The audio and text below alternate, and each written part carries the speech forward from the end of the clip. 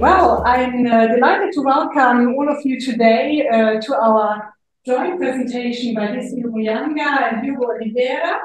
Thank you, Jan Herbert, for having organized this event so perfectly, and I'm delighted that we are having an in-person and Zoom combination, which is very international. I would like to introduce to you Licio Muyanga, who is a PhD student at Uppsala University in Sweden. He earned his bachelor's and master's degree in archaeology and heritage studies at the University of the Witwatersrand in South Africa. And he has worked since 2008 as an assistant lecturer of archaeology in the Department of Archaeology and Anthropology at the University Eduardo Mondlane in Maputo in Mozambique, where he's also the head of the archaeology unit. Additionally, since 2012, he has been working as a researcher at Kaleidoscopia, Public Policy and Culture, an independent institute based in Maputo. I'm equally welcoming Diogo Oliveira, who's joining us from the US via Zoom. He's currently a PhD student in anthropology at the College of William and Mary, Williamsburg, Virginia, in the US. And he received his BA and MA in anthropology at George Washington University in Washington, DC, in the US. And his dissertation research explores the Swahili coast and Mozambican archaeology. He's especially interested in the interaction of the Swahili coast and the Indian Ocean and the Portuguese worlds. From 2018 to 2019, Diogo was a Fulbright student scholar in Mozambique and conducted a small excavation of a later Iron Age early colonial site on the Nampula coast. He has also participated in fieldwork and artifact analysis in Oaxaca in Mexico. Now today, these two experts will be talking to us about slavery in northern Mozambique, trade dynamics and past interactions in India, in the Indian Ocean, between 900 AD and 1800. The CEO, the chair, or we are all looking forward to you starting the presentation when the technical problems have been solved. We are delighted that you're here with us today. Okay, thank you very much. Nice to be here. I've been here since 2017. And it's always nice to be here. I really like to walk around the Rhine River. Give me all these good memories. But today we're going to speak about northern Mozambique and then the dynamics that this section of East Africa has, not only with the West Indian Ocean, but also with the entire Indian Ocean as a whole. Because these dynamics are dynamics that started even prior to the colonial arrival in the 1500s in Mozambique. So that's what we're going to be focusing today. So that you know, Mozambique is part of East Africa, on the very southern tip of East Africa. It has a very long coastline, which is 3,000 kilometers.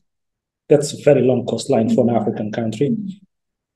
And then inside Mozambique today, and if you look at these borders, these are modern borders. These borders were drafted end of 19th century after the Berlin Conference. So it's quite recent, let's say. And then inside Mozambique, the national language is Portuguese. But we have 26 more languages that are spoken in Mozambique, apart from Portuguese. So if you travel from Maputo, where I live, which is very on the southern tip of the country, if you travel 500 kilometers north of Maputo, you won't be able to speak the local language there. You have to speak Portuguese. Because as you go to the different regions of the country, people speak different languages. But for instance, the northern section of Mozambique, especially the Nampula and Cabo Delgado section, where Diogo is doing his PhD now, they have a very big influence, for instance, with Tanzania, Kenya, and Somalia. So they speak Swahili. So, but myself, as coming from the south, I don't understand a single word of Swahili. It's like a German trying to speak to a Portuguese. They won't understand each other. So this is just to show you diverse context that Mozambique has. And this context is not a colonial context. It's a context that's much earlier than the colonial period. Okay, moving forward, I'm just going to give you a little brief of chronology. So today we're going to focus our presentation from Middle Iron Age, from let's say 900 AD all the way to 1800s. But myself, at the moment, I'm doing my PhD in Uppsala. I'm studying human evolution, which is early, middle, and later Stone Age. So from the appearance of the first hominids until the emergence of modern humans. That's what I'm studying in my PhD. So I'm looking at stone tools. I'm doing archaeological excavations in Mozambique and collecting different types of data. But today I'm not going to speak about this very complex process of human evolution. And we're going to focus within the historical period, which starts in Mozambique with around 900 AD, because that's when we have first written sources for Mozambique written by Arabic and Swahili traders. So for us, 900 AD, it's historical times. That's when it starts in Mozambique. People used to say people used to defend it was 1500s, 1498, when the Portuguese arrived. But now we know that it's 900 AD, because the first traders describing the coast of Mozambique were writing about it in 900 AD onwards. So on the late Iron Age, on the 1900s, we have a very important migration process, which is called Zulu expansion, from Zululand in South Africa that went all the way to the DRC, Congo today. So this is a very complex process, but it shows you the dynamics of the movements of people on time. And then also, of course, the historical period.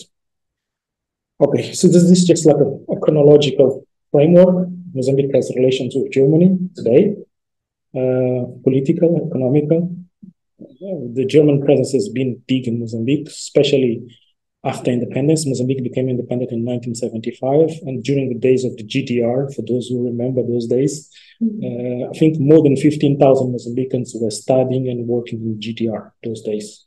So we still have, for those who have the chance to go to Maputo, you might see those big trucks from those days from the GDR still running around the outskirts of the city. So this is sort of something that I might do research later in my life when I have time. So Mozambique became independent in 1975. But from 1975, if you go back on time, our colonial history starts in 1498 when Vasco da Gama arrived in Mozambique. So it was 500 years of colonization in Mozambique. Okay? So back on time, as I said, again, around 900 AD, we have the first sources for Arabic traders, but also Arabic researchers travelers describing Mozambique, or this section of southern East Africa. There's a lot of accounts for this period. And of course, around 2000, or year zero for us in history, that's when Jesus was born. But there was a very important event in Africa, which is the Bantu migration. So the Bantu migration started more or less when Jesus was born. And then they spread all over from West Africa into the whole sub-Saharan Africa. But before the Bantu arrived, there was people in Southern Africa, and they were hunter-gatherers. The hunter-gatherers were moving in a landscape with a different economy. So the Bantu people, when they arrived, they introduced the language, the Bantu language, the 26 languages that I'm speaking, that I spoke about earlier, that we speak in Mozambique, apart from Portuguese, they're all Bantu languages. Of course, each language has some sort of cultural aspects of it, cultural dynamics. So the Bantu people introduced the language. They introduced agriculture, domestication of plants. They introduced also the use of metal, iron. Iron production started with the Bantu migrants. Cattle was also introduced by the Bantu migrants. And consequently, it means sedentarization. People will start living on the same place. So the economy of hunting and gathering sort of became less dominant compared to farming. So farming was introduced 2,000 years ago. But an important marker for archaeologists, it's ceramics. So ceramics was also introduced. The production of ceramics was introduced by Bantu speakers. Before that, we have the later Stone Age, which is modern humans, hunter-gatherers. Middle Stone Age, it's the transition between the archaic process of human evolution, archaic hominids, and then the emergence of modern humans 200,000 years ago. And then when you speak about ESA, which is the early Stone Age, that's the beginning of human evolution, let's say 3 million, between 8 million to 3 million years ago. So we're talking about Australopithecus. So when I'm studying my PhD now, I'm not looking at the fossils, I'm just looking at the tools, the stone artifacts that these hominids were producing. So this is just like a very long chronology. I think most of you are not used to go that deep in time, but this is what I do for my PhD. Anyhow, I'm just going to move forward now. Now we're going to historical times. So the first reference actually to East Africa or to this section of southern East Africa, it comes from Greco-Roman sources. So describing this area as Zanj because they heard about it from traders. That Zanj was an area and that also the early Arabic literature also describes about it. The Chinese, other Asian sources also speak about it, and possibly in India there's also reference about this period. Because remember, the Indian Ocean, they've been using the monsoons way much longer before the Portuguese arrived. So let's say around 700 AD or 900 AD, at least when the literature for Muslim writers were describing this area, the monsoons was already used. So it means that Persian Gulf, India, probably China and Indonesia was already connected to this area of southern Mozambique. But this is something that I think it needs more research and the combination of efforts. I think people are doing a lot of efforts, a lot of things by themselves, but probably institutions in Africa, in Asia, in Europe, or in Australia, they need to combine efforts to sort of try to find these information, and we can have like a better picture of what happened in the past. Okay, so East Africa, we're talking about 700 AD onwards when the Swahili world was booming. Of course, together with the Arabic traders from the Middle East and other ones. We know that, as I said, the monsoons were used within the Indian Ocean. Then there are also descriptions and maps made for this section of northern Mozambique. Actually, I have a colleague, he did his PhD in Hamburg, a Mozambican colleague, and he is studying written sources that I found in many different mosques in northern Mozambique. These documents are not very old. Some of them, they might be from 1700s, 1800s, or 1600s onward, somewhere more or less around those times.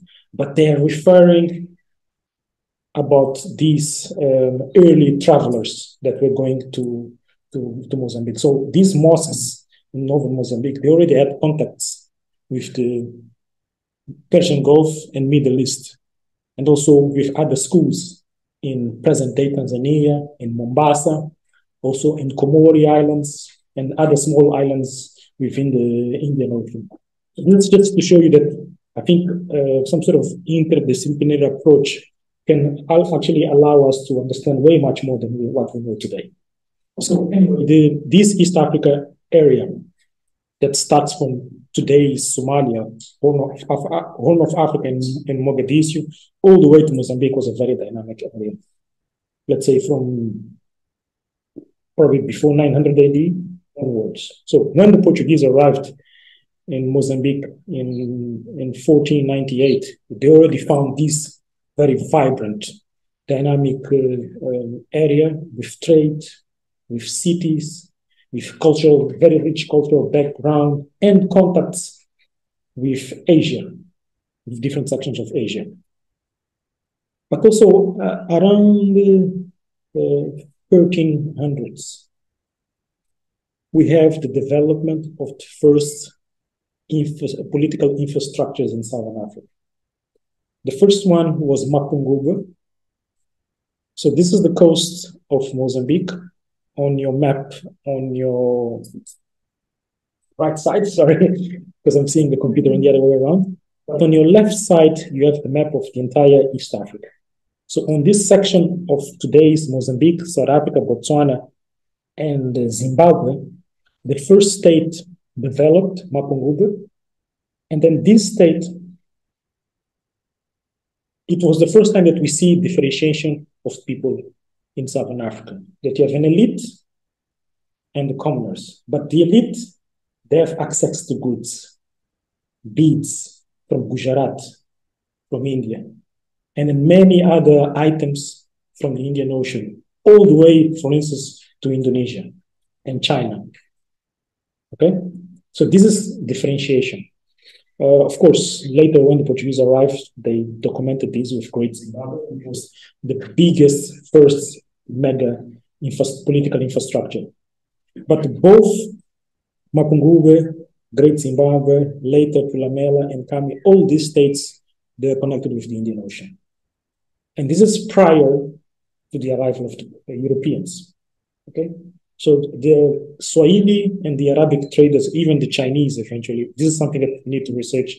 They're already going inland to trade with these states. And they're taking out of Africa ivory, slaves, timber, and many other products. Okay? So these are some of the things that Diogo will speak later. And then, of course, as I said again, if you look on the map, they were using the monsoons. So they could come in different moments of the year to East Africa and back and forth to the Persian Gulf, to India and other sections of Asia. So this was dynamic. So within these contacts, we have two sections of Mozambique, which is on your left-hand side of the map. You see Sofala, and Sofala 1 and Sofala 2. So those were the two areas that archaeologically we had identified as trade posts. So the excavation has been done in these two sections of central and southern Mozambique. And then these excavations sort of uncovered these trade routes that goes from the coast to the inland. So there are connections, trade routes that sort of have been working to connect the inland and the coastal area of Mozambique for trade and many other things. And then actually today, most of our corridors that connect, for instance, Mozambique, Zimbabwe, Africa, Zambia, and Malawi are sort of part of these routes. So today what we did was just to put a car on top of roads that have been going on probably since 900 AD or even before. So what we did is just to put a tar, build a railway, but these routes are very ancient routes. Okay, now I'm just going to give you a small example. This is pre-colonial. This is a small island, northern Mozambique, in Nacala, in the entrance of Nacala Bay. Nacala Bay, it's a little bit, if you see the map on your left-hand side, you see Ilha de Mozambique. That's where Diogo's study case will come later. Then Somana is a bit north. If you go on Nacala, inside the bay, there's a massive bay, and this is the deepest bay in the entire East Africa. Inside the bay, you can go 1,000 meters deep inside the bay. And this bay is undisturbed because it doesn't have any rivers connecting to the bay. So if you want to study sediments, for instance, for geology or to find out many geological aspects, probably this is one of the best places in the world to do it because there's no disturbance. The moment you have a river going inside, it brings sediments back and forth. So there's no disturbance in this bay. And within our historical times, during the Soviet Union, both the American Navy, the Russians, the Chinese, the Indians, they all want to have like a naval base here, but we never accepted it. And they know why they want it. Because any ship can stop inside this bay. Therefore, there's a massive harbor, but this is the present context. But anyway, north of this Nacala Bay, a small ruin. This ruin is very small. It's less than 100 meters, the island. And you can only go to the island in low tide. Actually, you can see on the map, that's Ilha com Ruínas, that's Somana, that's the mainland. So, and then there's two more spots on the mainland that we haven't done proper excavation, but it's something that we're planning to do in the future. So this small island, it's pre-colonial. So it's before Portuguese arrival. So this is Swahili period. So this is the island, very small, less than 100 meters by 20, 15 meters, not more than that. It's a very small island. Okay, but it has infrastructures in the island. And then there was an archaeological excavation that was done in 1993 by Ricardo Teixeira Duarte. And then the dating came from around, I think, 800 AD. So it's prior to Portuguese presence. And as I said, for you to go to the island, you have to wait for the tide. In the low tide, you can be there like for 1 or 2 hours, and then you have to leave. Otherwise, the tide will come and you won't be able to leave. So this is some of the construction styles. If you travel along East Africa, you go to Zanzibar, you go to Kilwa, Mombasa, and probably sections of Somalia, and probably Comori Island and other islands, you'll see this construction style because they build with coral reefs. So this is also the remnants of the ruins inside this very small island. And within the excavation, apart from archaeological materials from local context, they also found some trade goods within this site. But this excavation, we're planning in the future to do a much bigger, large-scale excavation, both on the mainland, but also in the island. Because the archaeological methods developed since 1993, so that's why we're thinking to do it again. So, as I said, this follows within the typical classical Swahili period. Okay? Gedi in today's Kenya, Kilwa in Tanzania, they all constructed with this technique that they use coral reefs. Okay? Nowadays, I think environmentally it's not a good thing just to do this, but I mean, this is what was being, this was the not only a need in terms of infrastructure, but it was a cultural aspect of the Swahili period within those periods of time. And these are some of the things that you see in Somana. It's the decoration of the coral reefs as well. It's not only the construction, but also the decoration of the coral reefs. I think even for people that are studying architecture, this is a very interesting aspect to study in East Africa. It's the combination of these elements that you see in Asia, in the Persian Gulf, in the Middle East, but also in East Africa. And also later, when the Portuguese arrived in Mozambique, they based the capital in the Mozambican island. There's one small Catholic church that the Portuguese built, I think, in the 1600s. This is just an example that I'm giving. And then on this Catholic church, it was a church that it has some elements or some decoration that they did using Buddhist images with elephants and other animals that you see within the Buddhist religion in India. So it means that even the Portuguese, when they went to India, they got influenced by Buddhism. And this is something that it's quite interesting, this exchange of ideas that people had throughout the time. And, you know, the Europeans were not supposed to, the Catholic Church, it's very conservative in a sense, in terms of the figures that you show it up. But when you start putting on the church elements of the Buddhist church and Catholicism together, it means that the influence was sort of going 2 ways. But anyway, this is just to show you another example within the infrastructure in Somana. And then also, again, these dynamics of trade were very rich prior to the arrival of the Europeans. Okay? But of course, we're talking about trade, we're talking about people, we're talking about culture, but it also involved people going back and forth different periods of time. As I said, people prior to the arrival of the Europeans were already being taken as slaves. We know there's very little information about this. There's not much written sources that describe these clearly. I think Diogo agrees with me, and for you guys working in the Indian Ocean, I think this is a big problem for all of us. It's all when the sources that we have, they start, it's mostly within the European period. Prior to this, it's very little sources about this. And there's some explanations, and later I'll show why we have problems in identifying written or historical documents that can describe this period prior to the. We know that the slaves went to the Persian Gulf, Oman. Okay, there's lots of written sources about this, possibly to India. Later, the French expanded it.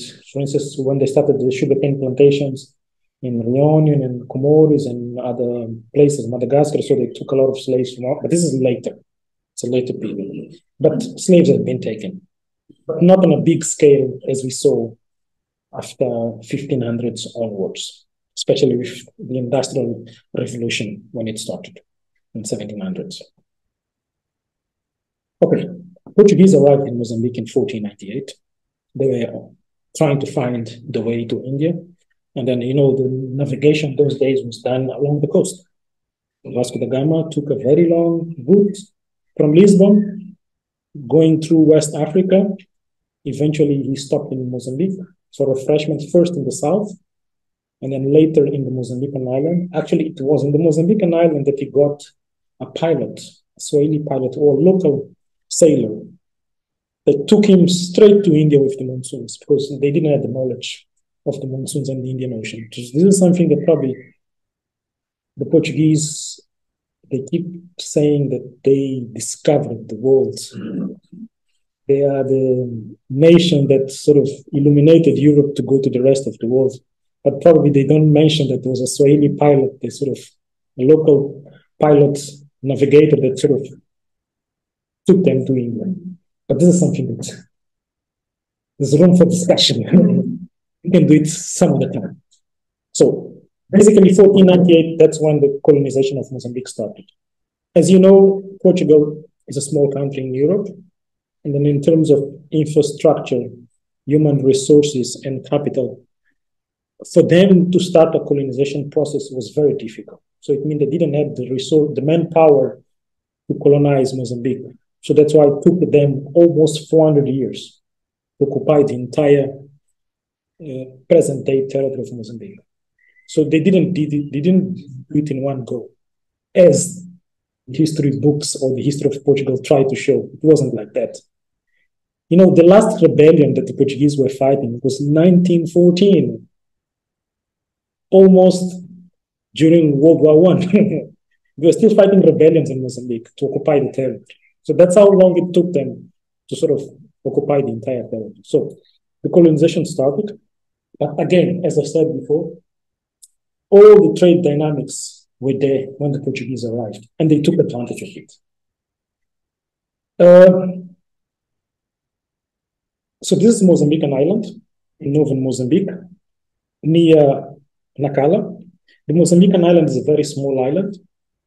It's 2 kilometers by 800 meters.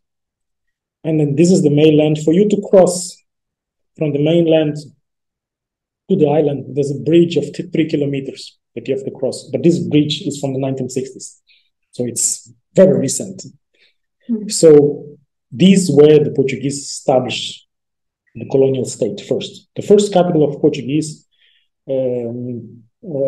colonial authorities in Mozambique was in the Mozambican island from 1498 until I think 1882 or 83. That's when they moved it to the south, Mozambique, to Maputo, because of the booming of the mining industry in South Africa, the Witwatersrand mines and the diamonds of Kimberley, which also pushed a lot of Europeans to South Africa.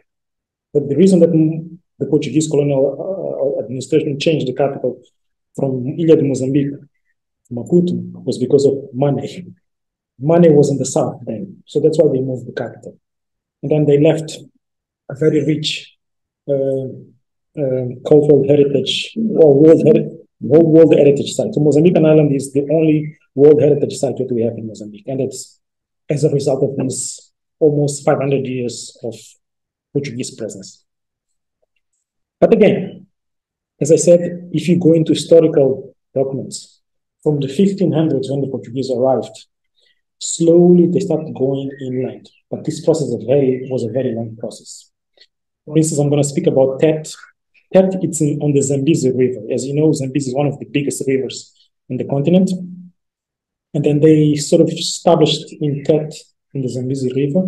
So let's say between 1600, 1700 onwards, they started having these trade posts in the interior. And then within these trade posts, of course, they were collecting a lot of things, ivory, gold, different resources. Timber was also a very important thing out of the hinterland, but eventually slaves became important, especially from 1700s onwards. So from Tete in the Aringas here in Masangana, all the way to the coast, it can be around 300, 400 kilometers.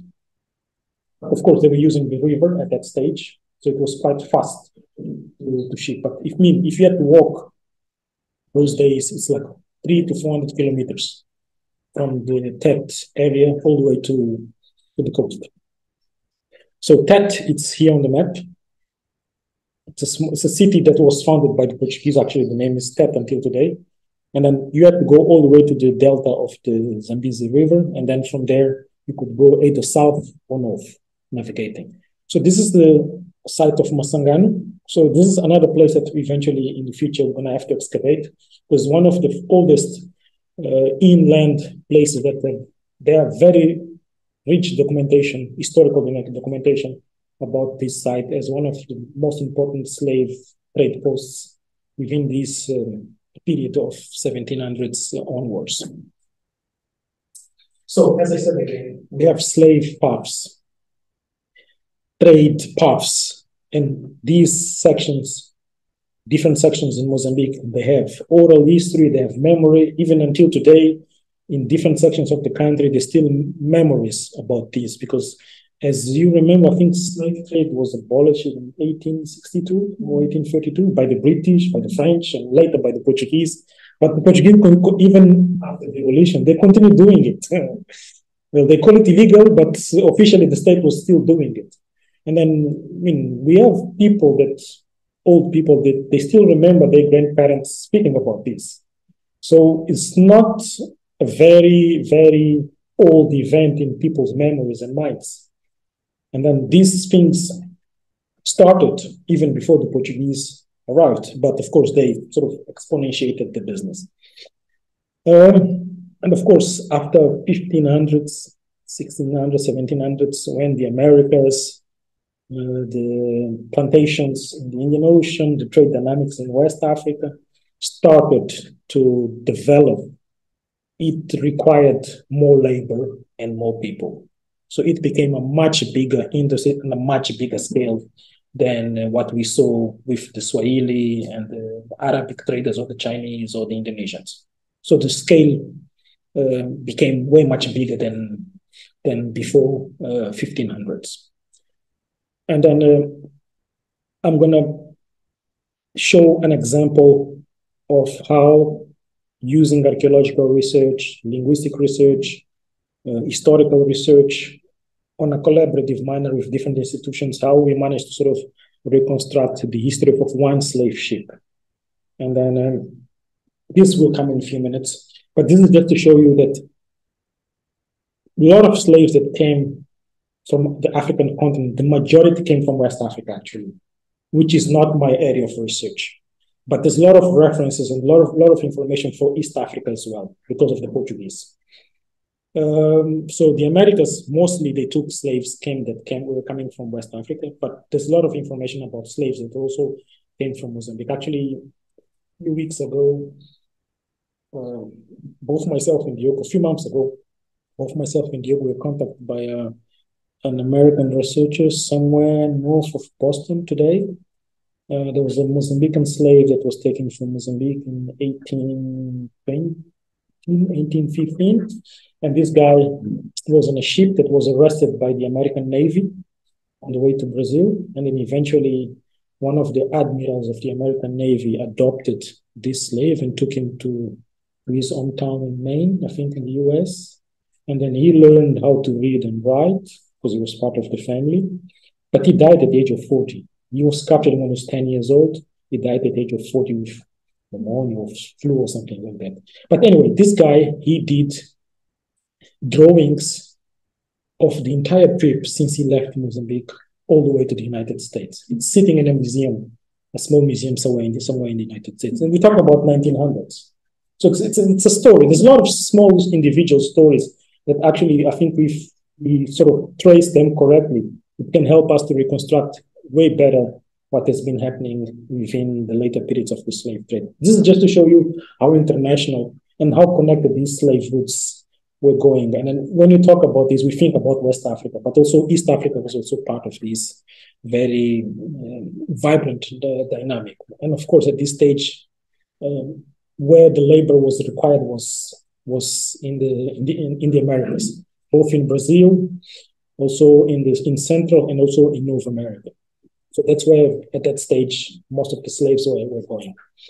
But of course, the French was also doing the same in the Indian Ocean, Comoros, Madagascar, Seychelles, Réunion, Mauritius. Okay, there's also something that we can study about as well.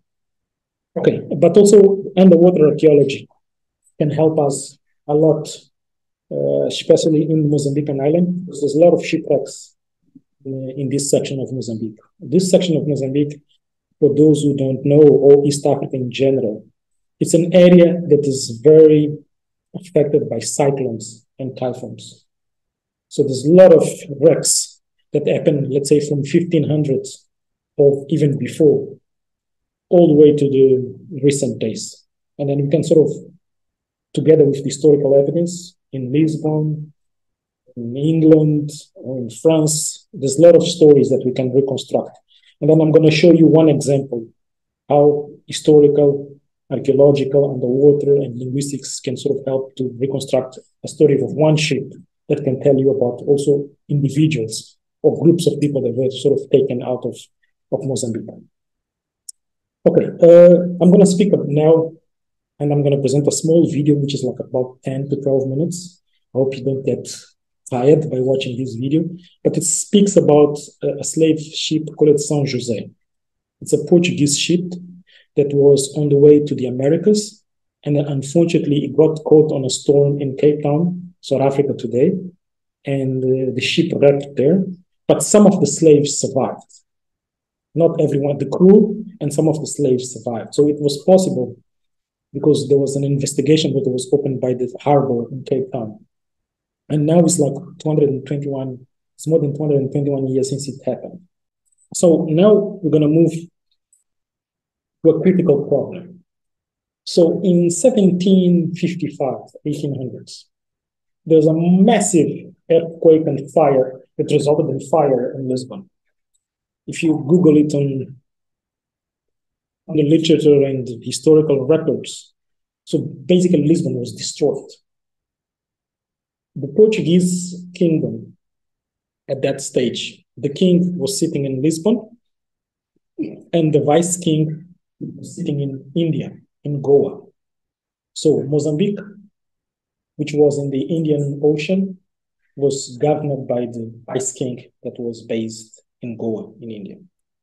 So let's say the documentation for East Africa, West Africa, and many other places of the world that the Portuguese were colonizing at that stage was destroyed on this earthquake and these fires. So basically they had to rebuild Lisbon after this earthquake.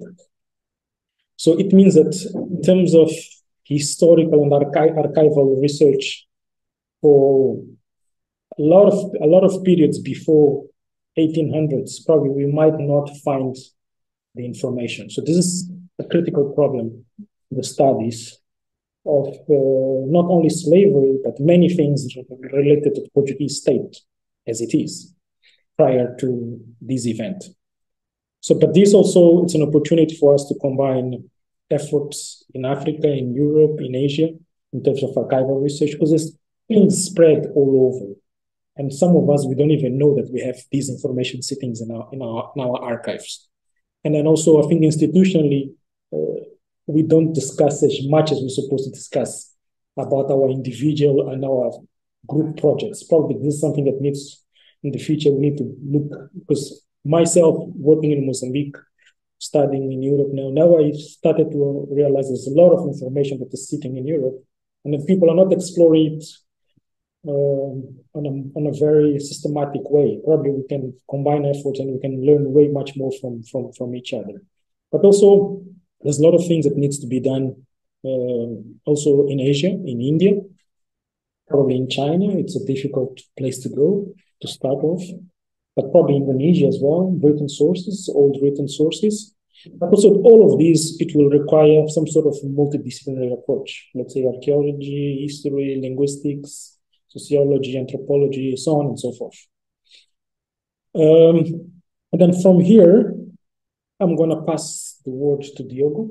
So Diogo is going to carry out with the last section of the presentation with some case study from Northern Mozambique. Hi, everybody. Yes, thank you very much, Decio, for that introduction. Honestly, the video that he showed gave a lot of context for Mozambique Island, so I won't even spend too much time introducing it, other than I wanted to highlight its place as a UNESCO World Heritage Site, only in that, this does create particular conditions on how archaeology and the physical landscape on Mozambique Island theoretically needs to be treated per kind of World Heritage standards. And so this is something that I think just helps, it's one of these things to keep in mind as I kind of bring up some of these examples, particularly in terms of what some of the work that SlaveRex Project was doing related to the slave trade. Decio, can you hit the slides? Are you the one in control of the slideshow? Okay. Okay, so I guess we'll just do a quick little intro. I mean, honestly, well, we got so much of the intro, but these are just some images from Mozambique Island. Like it was mentioned, Mozambique Island in the video early on becomes a very important stopover and entrepot for the Portuguese Carta da Índia, right? So this voyage that was taken every year after Vasco da Gama's first arrival to India was a critical way of making the exchange of the Indian Ocean brought to the Atlantic, right? So Mozambique Island early on becomes an important stopover for those fleets. So by 1507, this fort is founded, and so we can call it colonization to a degree. One of the things I do want to emphasize too, though, is how small in terms of the Portuguese population was on Mozambique Island for most of that time, because the majority of the population probably would have been Swahilis, Arab traders, Omanis, and on the coast itself too, a lot of people would have probably been Swahilis or kind of Swahili Makuas. The peoples that would have been actively engaged in the Indian Ocean were probably Muslim, and moreover, they probably had relations and kinship ties with Portuguese as they arrived. So there would have been people that probably, Muslim, they were both Africans and kind of Portuguese. And I think it's reflected in the architecture. Dessa, you can go to the next slide. I think there are just some more images. And we don't have to look at this for too long, but this is, again, just to give a context of what Mozambique Island looks like, right, in terms of both the colonial architecture, but then also in that last slide, there was that mosque there, but I think we'll probably see it again. And that's another thing just to remember too. Again, that's part of the Indian Ocean. But so you were introduced to the SlaveRex Project, but actually one thing that they didn't mention in the video, but is critical here, so I'll spend a little bit of time on this, is the way that the SlaveRex Project started in Mozambique. And again, to keep this in mind, because Mozambique Island is an UNESCO World Heritage Site. So beginning in the late 90s and early 2000s, the Mozambican government gave a contract out to a company that was really posing as archaeologists, but were really treasure hunters. And they identified several shipwrecks throughout, this Musuril Bay area around Mozambique Island. I think they identified something like, 20 plus shipwrecks, and a few of them had valuable artifacts. Gold coins was found in one of the shipwrecks, so there was a valuable collection of gold coins. And then also in this one example, as you can see at this Christie's auction house, whatever the pamphlet or whatever, is the Fort Saint Sebastian wreck. And there you can see an archaeologist is holding an intact porcelain. So this particular wreck, I think it wrecked off the coast of Mozambique Island in the 1560s. It was the Espedarte. And it was it is the oldest Portuguese galleon that we know of in the world. And it was actually incredibly intact when they found it in the first kind of rounds of excavations. But then when this company came and started to loot it, they essentially destroyed the wreck. And a lot of the artifacts were sold at auction at European houses, these European auction houses. And so the Slave Wrecks Project, first off, wasn't willing to do any kind of work in Mozambique until that contract was revoked. And it took a lot of work in the Ministry of Culture, and Decio knows this, I know he was there for some of these meetings, to get that license revoked and to do a kind of work to then, how can we better manage this heritage and involve the community? So this is where the impetus for the Community Monitors Project began. And the Community Monitors project is really about trying to give local community members skills and capacities so that they can protect their own heritage. So it's starting specifically with the maritime archaeology. It was with dive training and archaeology courses, both kind of terrestrial and then at sea. So, and that's where partnerships too with organizations like Diving with a Purpose, that's specifically a diving organization, a diving charity that works to train young Black divers to dive and record these kinds of shipwrecks. Since the slave trade is such a critical part of the maritime history, and that's clearly an important part of African American history. Many African American divers are really interested in working on this kind of stuff. So these kinds of organizations have been very critical in helping develop this program. Jesse, you can go to the next slide. Okay, so this is just to give an idea of the surrounding of Mozambique Island, and we kind of saw, but I'll highlight here very quickly the other place, though, that we're going to talk about in relation to Mozambique Island is going to be CP2, where you see on the top there's that little pin, CP2. This is where a stone house from a Swahili village was excavated in 2018. And I'm going to talk about why that's very important for contextualizing the whole history, and then it also gives us some ideas to think about in terms of political economy, particularly surrounding the slave trade. Jess, you can go to the next slide. So, Mozambique Island is important here. Why? Because we get these case studies that are implicating a number of international, global, regional processes in such a small little island. So one of those things is the slave trade. So I think it was in 2015, when Slave Wrecks Project started doing work on Mozambique Island, and they kind of did oral surveys, kind of ethnographic work, and the idea of the slave tunnel came up. So this is where you saw Decio was interviewing Art. So you kind of actually already know, as you can see, this is the entrance to the tunnel. This was actually kind of nice. We can skip that. They already kind of know. Which was good. Decio went down. And so this is to give you an idea of what this tunnel kind of looks like, profile view, and then the tunnel kind of from the inside.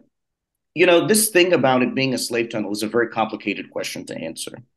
And in fact, so one of the things that now we can talk about, actually, and this is, we'll show the excavations that were done in front of it that maybe do point to this being used as some kind of contraband or smuggling kind of tunnel, even though its original construction may not have been for that purpose in particular.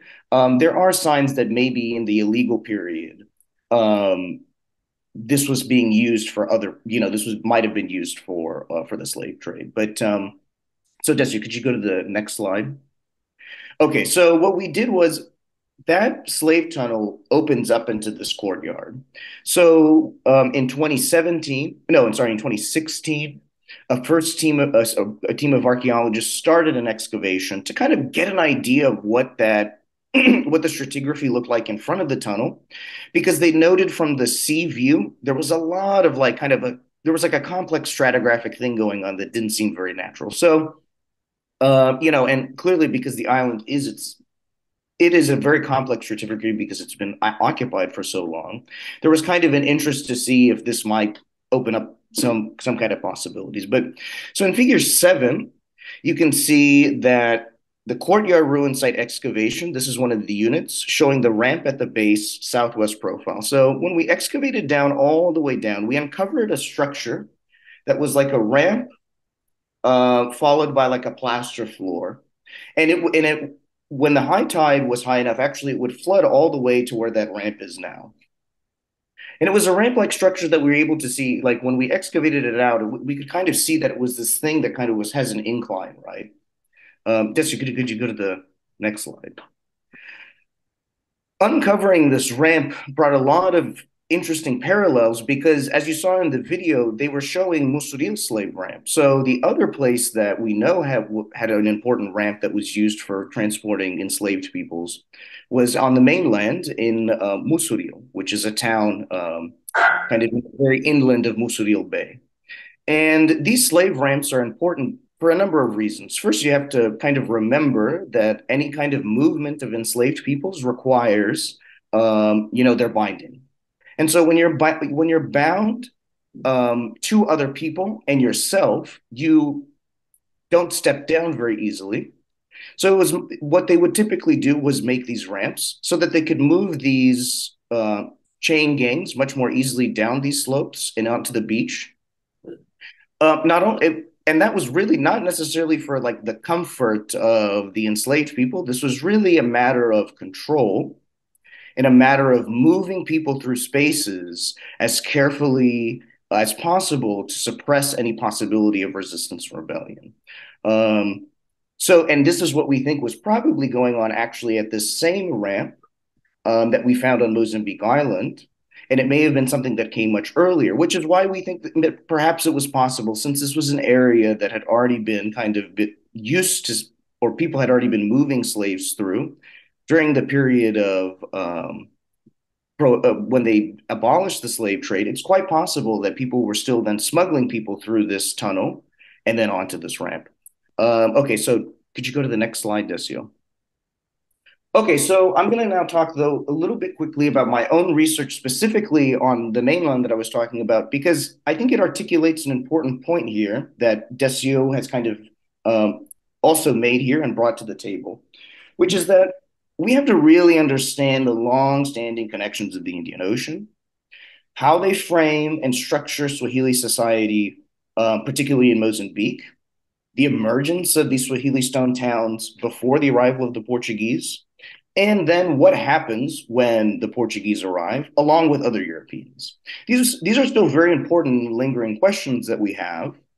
And I think we're going to get closer to an answer soon. You know, the work that I'm doing is trying to answer parts of those questions. And in general, a growing body of literature in the Indian Ocean studies is really beginning to demonstrate some of these things. So here we have CP2, which is Capacera Pequena number 2, is an archaeological site that was identified in the survey in 2018.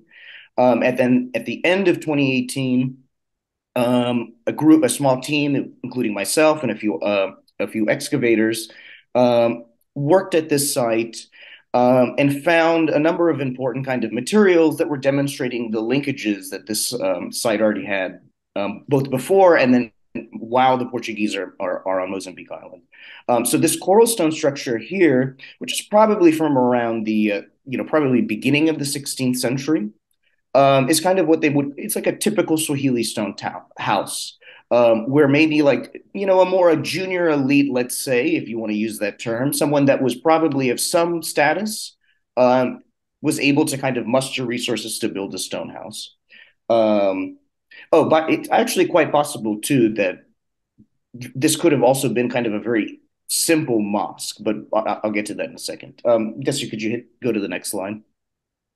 So this is just a view from an aerial drone image. As you can see, this kind of stone house is this next to this well. Um, and then the site around it that we excavated had just a lot of like middens and material that were very indicative of both the kind of like oceanic commerce that was happening on the landscape, but then also the production of coral stone or the coral, the extraction of coral stone, and then its burning into lime to make plaster. Seems to have been a really, really critically, economically critical, important thing. And in fact, like the whole landscape, if you can, it's a mixture of sand and then coral stone rag from all of this burning. But the other thing to note too is its proximity to the ocean, because really what you're seeing here is a low tide. At high tide, the beach would be right as that coastline and that mangrove swamp. So this is an area that a dhow could easily arrive at during high tide, during low tide. They could be unloaded, or any of the objects, commodities could be unloaded at low tide, careened. Whatever maybe whatever kind of maintenance needs to be done could be done, and then anything would be loaded back. This is within like let's say a 12-hour period or however long, or a 6-hour period, however long the next tide comes along. And so you have these intervals that you would be able to do these activities, and then kind of naturally through the way that the tides work, kind of move in and out safely into this bay. And in fact, this area itself is it's like a really safe part of the harbor. It's where most people even, in fact, try to leave their boats when they know a hurricane is coming. There's all these numbers of things that are indicating the intense kind of oceanic uh, relationship that Swahili peoples in Mozambique are having, again, before and then while the Portuguese are kind of beginning to do things in the Indian Ocean. This, though, is really important because we have to understand the context of how the slave trade is transforming between the 1500, let's say 1500 to 1900. And I say this because I think we have to recognize that there were many different systems and forms of dependency in Swahili society that would transform into a commodification of humans much later. But we have to kind of understand how that system was possible. And I think the archaeology can at least help us indicate kind of what are the productive relationships that people have that are driving kind of the greater political economy. Okay, Desi, could you go to the next slide? I think it's oh, this is just a kind of a zoomed in view here of the site itself. And then again, that kind of like the clusters of material that you see are these coral stone rags, like the remnants of these large pyre furnaces that they would construct, and they still construct. As Desio was saying, it's not environmentally friendly, but it's still a traditional way to produce lime plaster. Desio, next slide. Okay, and then just really quickly, the material evidence that we found, again, that's really kind of indicative of this interaction with not only the rest of the Swahili coast, but the wider Indian Ocean world. On the top, you have two distinct, what they call Senkul or Swahili styles that are from the 15th and 17th centuries, which include this triangle incised ware. And then you also have this other kind of ware form. It's an open, red painted open bowl. Both of these are kind of common along the Swahili coast in this time period. And then we also have the importation of prestige objects. So you have the Wanli period porcelains from mainland China. These are typically dated to the late 16th to the early 17th century. And this is quite a large urn that probably would have had a number of important functions in Swahili society. And then imported stone glazed ware from the Persian Gulf. So this is probably from around the 16th century. Desi, could you go to the next slide? So those were kind of the best examples of the artifacts that we found that are, again, an indication of how Makua heritage, how Mozambican islands connections and links are very deep in time. And that means that we have to, as archaeologists and historians and people that are interested in kind of understanding these human activities at sea, and particularly when we're talking about the slave trade, we have to understand and really kind of define how these things do change over time, and how they also kind of reproduce themselves. So it's a complex kind of theoretical framework to maybe work around, but at least here, I think in Mozambique Island, these case studies are kind of highlighting how this work can at least approach some of these questions. So I think that's it for me, Desio. Back to you, I think. Thank you very much. Thank you, Diogo. So now I'm just going to give you a small example as well as part of the work of the Slave Record Project and my department has been doing with the local communities. So the diving or the recovery of the shipwrecks and mapping, on, let's say on scientific methods, sort of started in 2015, 2016, the campaigns. But also we realized that there was a need to work together with the local people. Because as researchers, what we produce in review paper journals, theses, books, it has a very small circulation. So it's big amongst us, but the general public doesn't get to read and get to know this, and especially the local people in the Mozambican islands. So we started having a small community program that involves the SWP, Diving with a Purpose, and the different institutional partners in Mozambique, in South Africa, the United States, in Brazil, in Portugal as well. And this also is aiming to sort of pass the technical skills, not only for the local communities, as Diogo spoke about, with the community monitors, but also teaching the kids on the primary and secondary school level what is the importance of studying archaeology, preserving cultural heritage, and so on and so forth. So these are some of the campaigns that was done in the Mozambican island and showing the kids from the primary school what was the importance, the relevance, the methods, and the techniques that we use in underwater archaeology together with, of course, with archival research. But also, okay. Okay, so this is another example. But also, as Diogo said, the important thing is that we need to have in mind that all these that we're doing, either looking at the past, the present, it means that there are still people living in the island, and those people also deserve to be part of or to be considered as part of these dynamics that we look on the past. So the cultural and living heritage, it's very important. That's why Mozambican island is a World Heritage Site, not only because of the infrastructure, but because of these dynamics of cultural events. And this is what sort of shapes not only the cultural background, but also the archaeological relevance, historical relevance, sociological relevance, linguistic relevance of this area of research. And this is what actually helps us, for instance, within the project, the different projects that we have in the Northern Mozambique, to try to establish these different links within the slave period, and then why the slave period also can be important to understand different dynamics of movements of people between Africa and different sections of the Indian Ocean. And with that, we end our today's presentation, and we're free to get comments, inputs, feedbacks, critique. I hope I'm not going to be expelled from Germany because of this presentation. Well, thank you very much.